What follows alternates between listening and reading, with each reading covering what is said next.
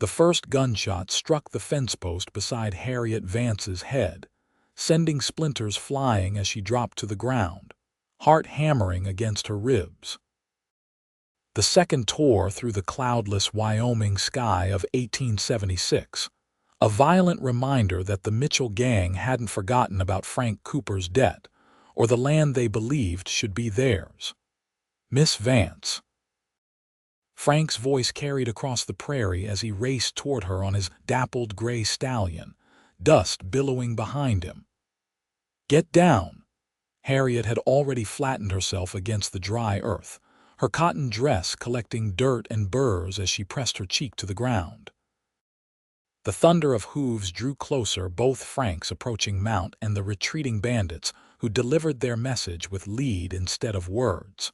Frank dismounted in a fluid motion, his weathered boots hitting the ground as he crouched beside her, his hand hovering over the revolver at his hip. His eyes, the color of storm clouds, scanned the horizon where three riders disappeared into the distance. "Are you hurt?" he asked, his voice rough with concern. "Just my pride," Harriet answered, brushing dirt from her sleeves as she rose to her knees. At 24, she was no stranger to the dangers of frontier life, but being shot at while inspecting fence lines was a new experience. They weren't aiming to kill, just to frighten. "Well, they succeeded," Frank muttered, offering his hand to help her stand. At 31, his face already carried deep lines carved by sun and hardship, and his once prosperous cattle ranch was now a shadow of its former glory. "I told you working for me was dangerous. You told me you needed help," Harriet countered, accepting his calloused hand. "And I need the wages." Frank's jaw tightened as he surveyed the damage. The fence post they'd spent the morning setting was now split down the middle, rendered useless by a single bullet. "One step forward, 2 steps back. Story of my life these days." Harriet dusted herself off, studying the ruined post. "We'll set another. The day's young yet." Frank's expression softened momentarily, surprise flickering across his features before the hard mask of determination returned. "You don't scare easy, do you, Miss Vance?" "Can't afford to," she replied simply, moving toward the wagon where additional posts and tools waited. "Not since Papa died." Frank nodded, understanding the unspoken. Everyone in Timber Creek knew how Harriet had been left to support her ailing mother and younger sister after her father was trampled in a cattle drive 2 years prior. What they didn't know was how desperately she needed this job at Cooper's ranch, one of the few that would hire a woman for more than cooking or cleaning. "They'll be back," Frank warned, his voice low as he retrieved his rifle from his saddle. "The Mitchell gang wants this land, and they aim to run me off it one way or another." Harriet lifted a heavy wooden post from the wagon, her muscles straining beneath the weight. "Then we'd best get this fence built before they return, Mr. Cooper."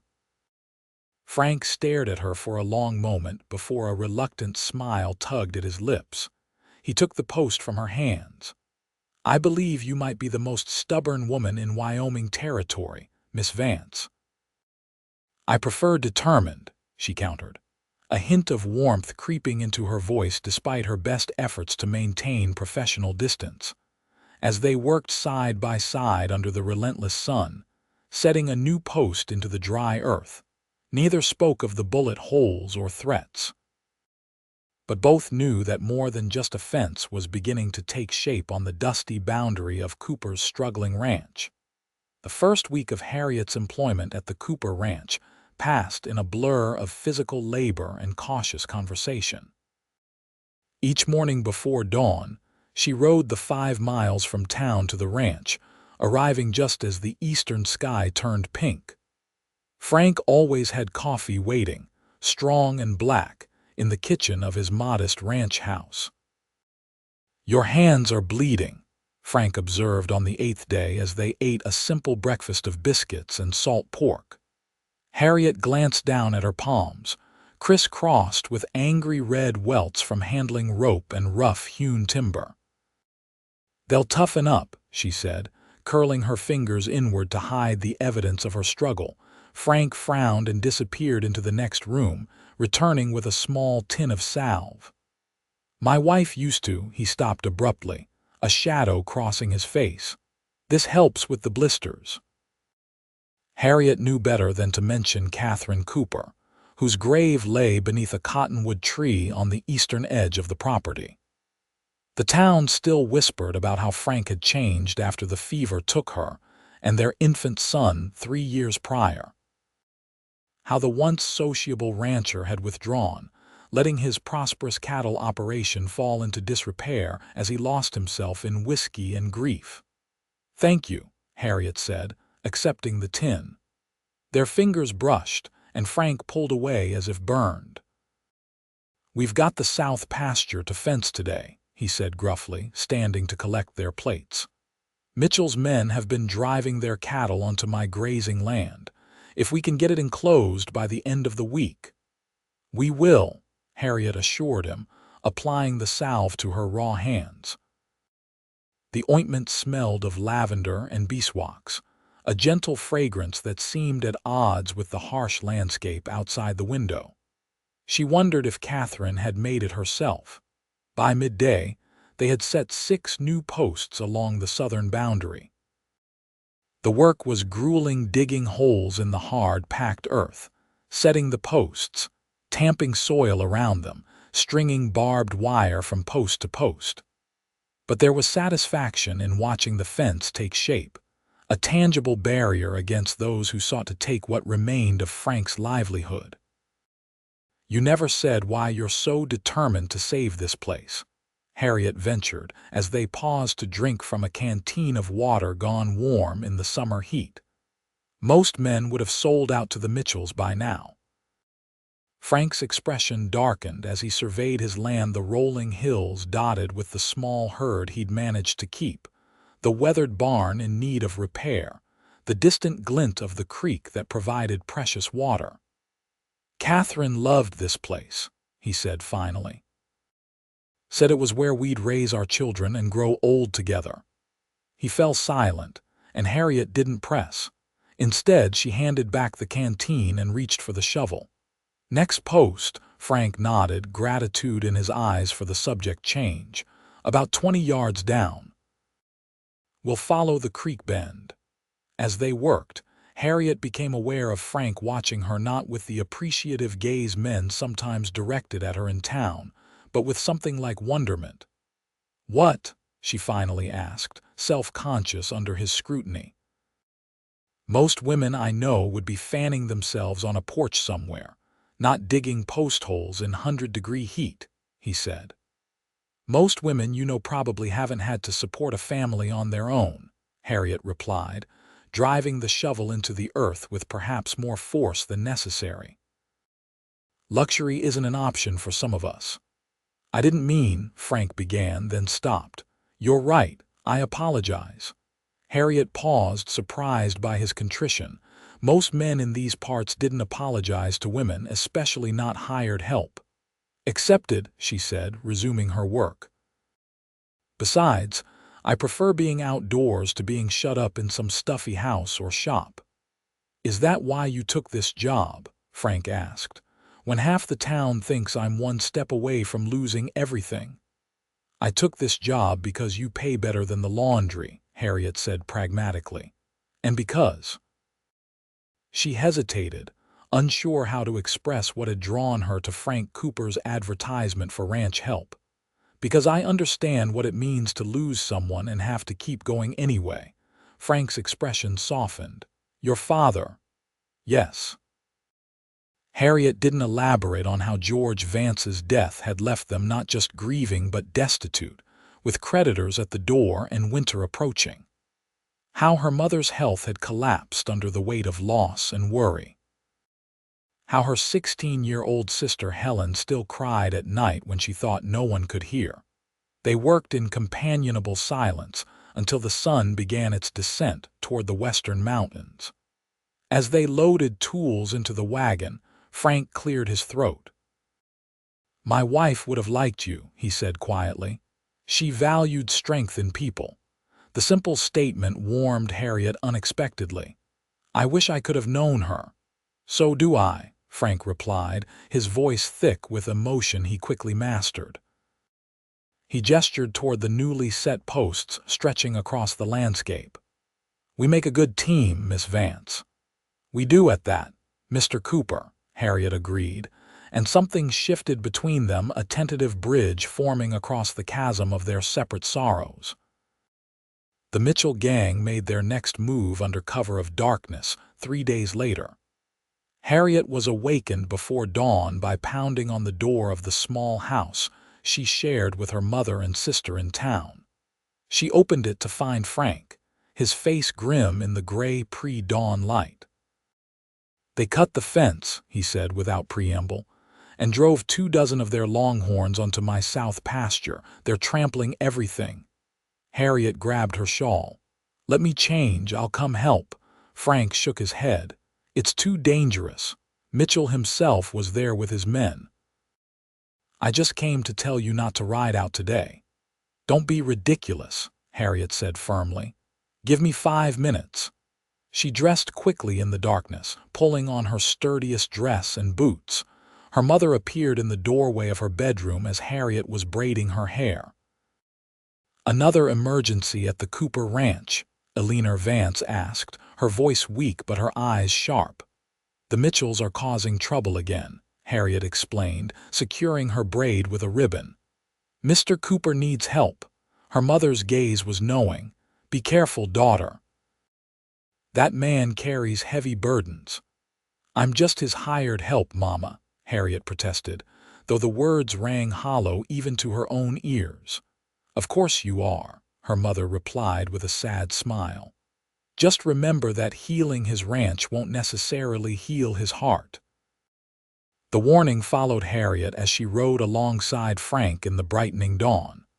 They traveled in tense silence until the ranch came into view, and with it, the damage.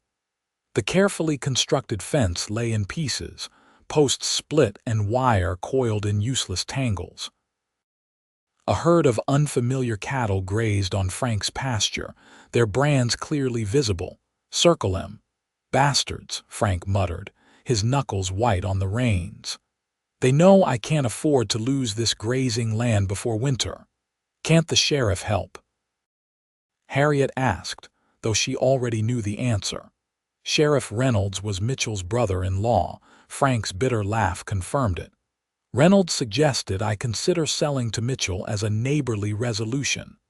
They dismounted near the destroyed fence line. Harriet surveyed the damage, mentally calculating the work ahead. We'll need more posts, she said practically. And wire. Frank's expression was bleak. I can't afford more supplies right now, and even if I could, Mitchell will just destroy it again. Then we'll find another way, Harriet insisted. What about talking to Judge Whitaker? He owns the largest spread east of here. Surely he'd stand against Mitchell's tactics. Whitaker's in Cheyenne until spring, Frank said, kicking at a splintered fence post. By then, Mitchell will have stolen every acre I have left. Harriet watched him, recognizing the familiar slope of defeat in his shoulders, the same posture her father had adopted in the months before his death, when drought and debt had worn him down to nothing. Something fierce rose in her chest. You're giving up, she said, not as a question but an accusation. Frank's head snapped up, anger flashing in his eyes. What would you have me do? Fight 10 armed men alone? I've already lost my wife, my son. I won't throw my life away too. Then we get help, Harriet said, undaunted by his anger. There are other ranchers who fear Mitchell's expansion. The Johnsons, the Parkers, they've all lost land to him.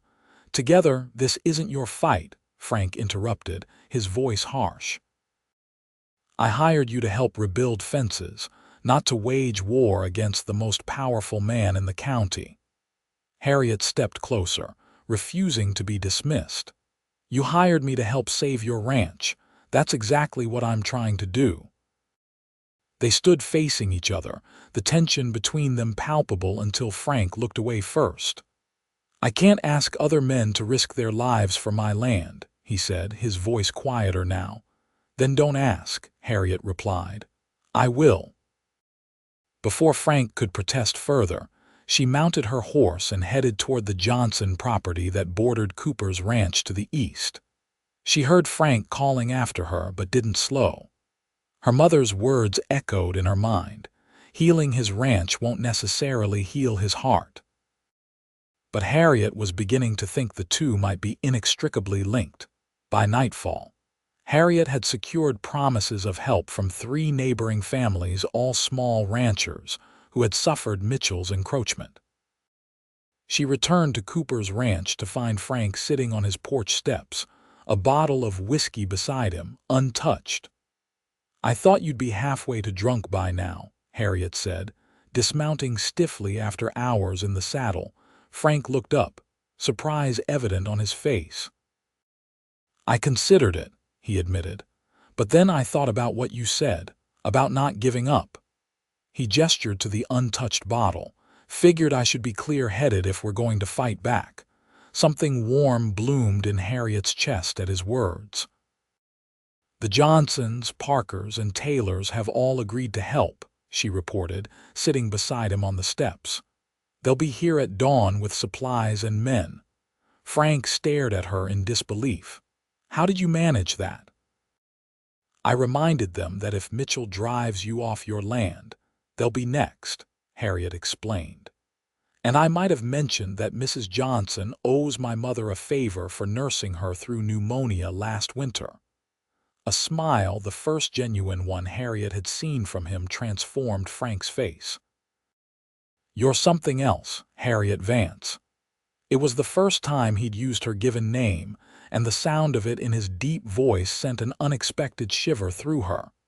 "I'm just practical," she said, looking away to hide the color that had risen to her cheeks. "No," Frank said softly. "You're extraordinary." The compliment hung between them, fragile and significant.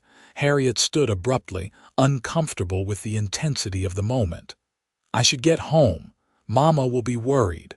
Frank rose as well, towering over her in the gathering darkness. "Stay," he said, then quickly added, "for supper, I mean. Least I can do after you spent the day recruiting an army on my behalf." Harriet hesitated, then nodded. "I should let Mama know." "Use my telegraph in town," Frank offered. "Henderson will send your message." They rode into Timber Creek together, the small town quiet as most residents finished their evening meals. A few curious glances followed them down the main street to the telegraph office, where Frank paid for Harriet's message home. The small courtesy touched her deeply. As they exited the telegraph office, a familiar voice called out, "Well, if it ain't Cooper and his lady ranch hand." Harriet tensed at the sight of Bartholomew Mitchell lounging outside the saloon across the street, flanked by 2 of his men. The cattle baron was in his 50s, with a silver-streaked beard and cold eyes that assessed them like merchandise. "Ignore him," Frank muttered, placing a protective hand on Harriet's elbow. Mitchell wasn't deterred. "Heard you found my cattle on your property this morning, Cooper," he called. "Consider it a fair exchange for the water you've been stealing from my creek." "It's not your creek, Mitchell," Frank replied evenly, though Harriet could feel the tension radiating from him. "The water rights came with my deed." Mitchell laughed, the sound devoid of humor. "Deeds change hands, boy, especially when a man can't pay his debts." His gaze shifted to Harriet, becoming appraising in a way that made her skin crawl. "Miss Vance, isn't it? George's girl. Your daddy knew when to cut his losses. Shame his daughter lacks his good sense." Harriet felt Frank stiffen beside her, his hand moving toward his holstered pistol. She gripped his arm. "He's not worth it," she whispered. For a tense moment, she thought Frank might ignore her, but then he exhaled slowly.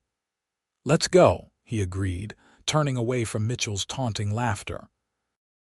They rode back to the ranch in silence.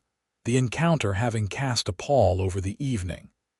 Inside Frank's house, a modest but comfortable dwelling that showed signs of a woman's touch now faded by time, Harriet helped prepare a simple meal of beans, salt pork, and biscuits. As they ate by lamplight, Frank finally spoke. "Mitchell's right about one thing, I am in debt." His expression was grim. "After Catherine died, I didn't manage things well, took out loans I couldn't repay. Mitchell holds the notes now." Harriet set down her fork, understanding dawning. "That's why he's so confident he'll get your land." Frank nodded. "The bank gives me 3 more months before foreclosure. Mitchell's just trying to run me off before then so he can buy it at auction for a fraction of its worth." 3 months, Harriet repeated thoughtfully. "That's enough time to rebuild the herd if we can protect your grazing land." Frank asked, his eyes intent on her face. Harriet didn't look away. "Yes, we. I told you I need this job, Mr. Cooper." "Frank," he corrected softly. "After today, I think we can dispense with formalities, Harriet." The sound of her name on his lips again sent warmth through her that had nothing to do with the hot food before her. "Frank," she agreed, testing the familiarity. Later, as he walked her to her horse for the ride home, Frank paused in the yard, looking up at the star-filled sky.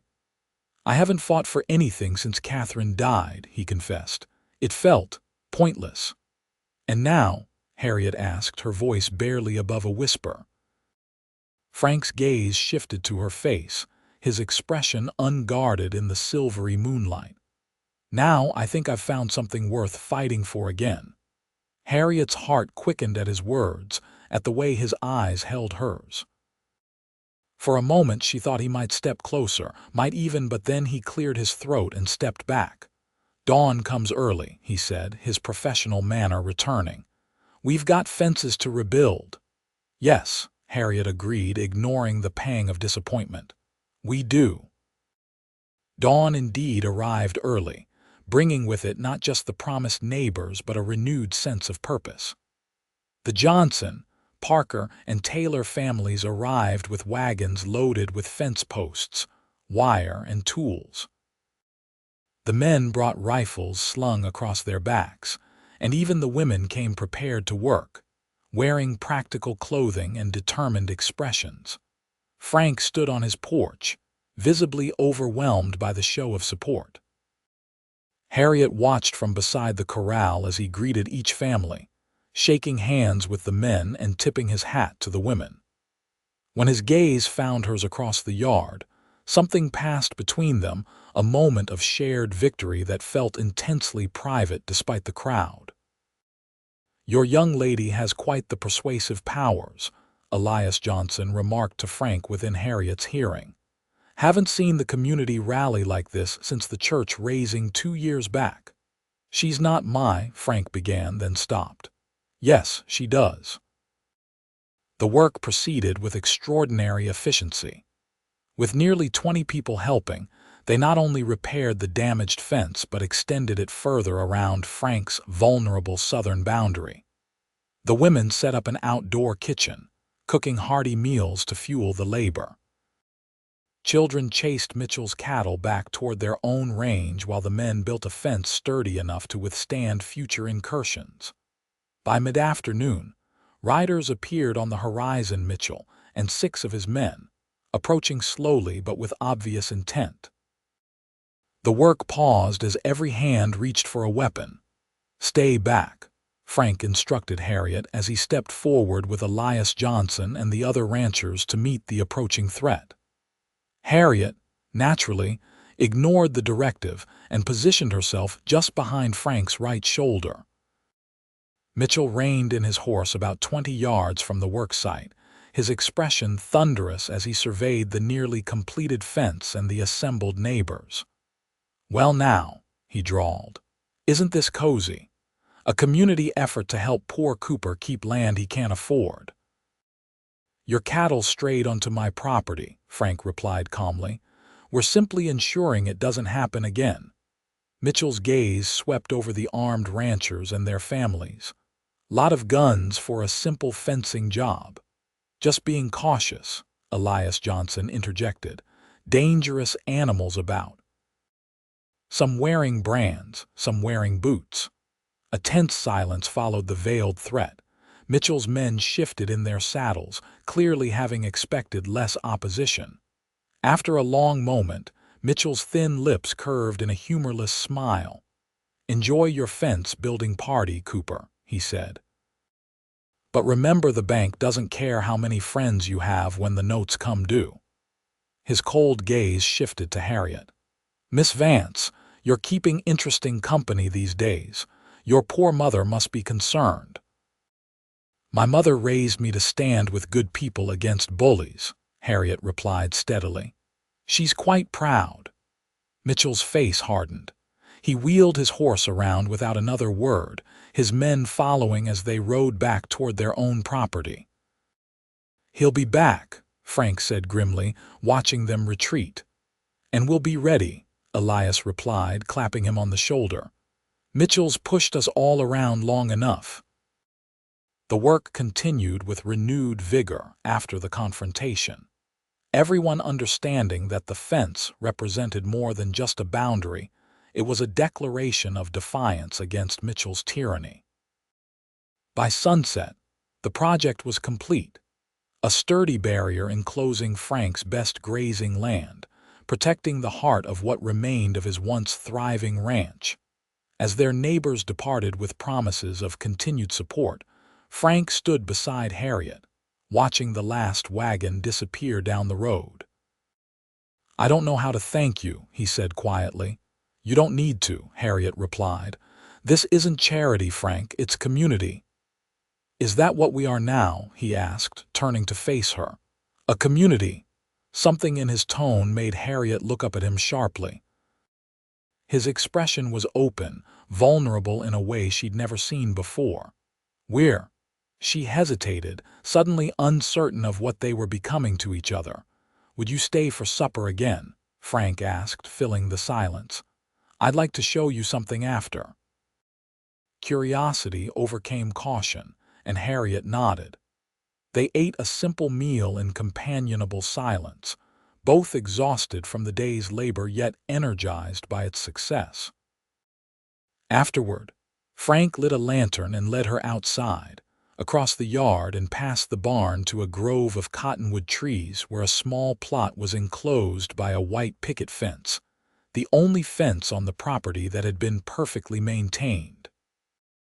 "Catherine and James," Frank said softly, holding the lantern higher to illuminate two wooden crosses, one larger than the other. "My wife and son." Harriet remained respectfully silent, understanding the significance of him bringing her to this private place of grief.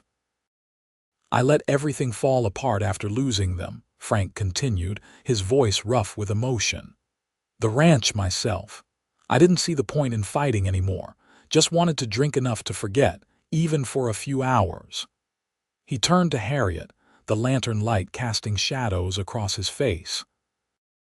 "Until you showed up and started hammering fence posts into my hard-pan soil like you were single-handedly holding back an army." A smile tugged at Harriet's lips despite the solemnity of the moment. "Someone had to." "Yes," Frank agreed, his gaze intense. "Someone did. Someone who understands loss but refuses to be defined by it. Someone who builds instead of breaks." He set the lantern on a nearby stump, its light creating a small circle of warmth in the growing darkness. "I don't have much to offer right now," he said, taking a step closer to her. "My land's in jeopardy, my herd's too small, and Mitchell still wants me gone. But today, for the first time in 3 years, I believe I might have a future worth planning for." Harriet's breath caught as Frank reached for her hand, his calloused fingers gentle against her palm. "Because of you, Harriet Vance. You've become my foundation." The word echoed between them, foundation so perfect in its simplicity, in the way it captured what they had built together, not just fences, but something to stand on, to build upon. "Frank," she whispered, his name a question and answer both. He drew her closer, his free hand rising to cup her cheek. "Tell me if I'm reading this wrong," he murmured, his face inches from hers. "You're not," Harriet assured him, and then his lips were on hers, tentative at first, then with growing certainty. The kiss deepened, and Harriet found herself clinging to his shoulders, her body pressed against the solid warmth of his chest. When they finally parted, both breathing unevenly, Frank rested his forehead against hers. "I never expected to feel this way again," he confessed. "After Catherine, I thought that part of me was dead." "And now?" Harriet asked, her hands still resting on his shoulders. "Now I'm terrified," he admitted with a soft laugh. "Terrified and grateful and more alive than I've been in years." They walked back to the house hand in hand, the lantern light bobbing before them, casting their elongated shadows across the ranch yard. Inside, they talked until the small hours of the morning, not just of Mitchell and the ranch's precarious future, but of themselves. Frank spoke of Catherine without flinching for the first time, sharing stories that made them both laugh through tears. Harriet told him of her father's dreams for their family, dreams that died with him but had shaped her own determination. "He would have liked you," Harriet said, curled beside Frank on the worn sofa. "Papa always said the measure of a person was how they handled adversity." "I handled it poorly for a long time," Frank admitted. "But not anymore," Harriet countered, squeezing his hand. "Now you're fighting back." "Thanks to you," Frank said, bringing her hand to his lips. When Harriet finally rose to leave, knowing her mother would be worried despite the telegraph message, Frank walked her to her horse. "I'll come to town tomorrow," he said as he helped her mount, "to speak with your mother."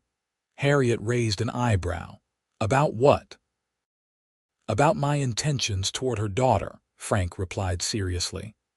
"I want to do this properly, Harriet." A rush of emotion, joy mingled with apprehension washed through her. "Frank, we've only just—" "I know," he interrupted gently. "I'm not proposing marriage tomorrow. But I am declaring my intentions. When this business with Mitchell is resolved, when I know I can offer you security and not just a struggling ranch." He trailed off, his meaning clear. Harriet leaned down from her saddle and kissed him once more, a promise in the gesture. "I'll see you tomorrow," she said, then turned her horse toward town. The following weeks brought challenges and victories in equal measure. True to his word, Frank visited a leaner Vance the next day, hat in hand, to formally request permission to court her daughter. Eleanor, with a knowing smile, gave her blessing while extracting a promise that Harriet would not neglect her family obligations in her new romance. Mitchell made good on his threats to return, sending men to harass the Cooper Ranch at night, shooting at the house, stampeding cattle, even attempting to set fire to the barn. But each time, neighbors appeared to help defend what had become a symbol of resistance against Mitchell's expansion. The turning point came unexpectedly through Harriet's younger sister, Helen. While working at the general store in town, Helen overheard Mitchell discussing altered land deeds with a county clerk. She reported this to Harriet, who immediately recognized the significance. If Mitchell had been falsifying deeds, it would explain how he'd acquired so much land so quickly and provide leverage against him. Armed with this information, Frank and Harriet traveled to Cheyenne to meet with the territorial governor. The investigation that followed revealed extensive fraud not only in land acquisitions, but in bank loans and cattle sales. Within a month, Mitchell was facing charges that would eventually send him to prison, and his empire began to crumble. With Mitchell's threat neutralized and his fraudulent debts against Frank's property invalidated, the Cooper Ranch began to flourish once more. Frank used knowledge gleaned from Harriet about more efficient ranching methods to rebuild his herd and restore profitability to his operation. On a crisp October evening, as they sat on Frank's porch watching the sunset paint the newly harvested fields gold, Frank reached into his pocket and withdrew a small box. "I've been carrying this for weeks," he confessed, turning it nervously in his hands, waiting for the right moment. Harriet's heart quickened as he opened the box to reveal a simple gold band set with a small diamond. "It was my mother's," Frank explained. "Catherine had her own, but this one, I thought it might suit you." "It's beautiful," Harriet whispered, emotion tightening her throat. Frank took her hand, his expression solemn. "Harriet Vance, when you rode onto my ranch 6 months ago, I was a broken man living on borrowed time. You helped me rebuild not just my fences and my livelihood, but my belief that life could be worth living again." He slid from the porch bench to one knee before her. "You are my foundation in every way that matters. Will you marry me?" Tears blurred Harriet's vision as she nodded. "Yes," she managed, her voice thick with emotion. "Yes, Frank Cooper, I will." He slipped the ring onto her finger, then gathered her into an embrace that held all the promise of their shared future. As the last light faded from the sky, they remained on the porch, planning not just a wedding but a life one built on the sturdy foundation they had created together, one fence post at a time. Their wedding the following spring became a community celebration. The ranch, now restored to prosperity, hosted nearly every family in the county. Eleanor Vance, her health improved with reduced financial strain, beamed with pride as she watched her daughter marry a man who had found his way back from the brink of despair. Under the same cottonwood tree where Catherine and James were buried, Frank and Harriet exchanged vows.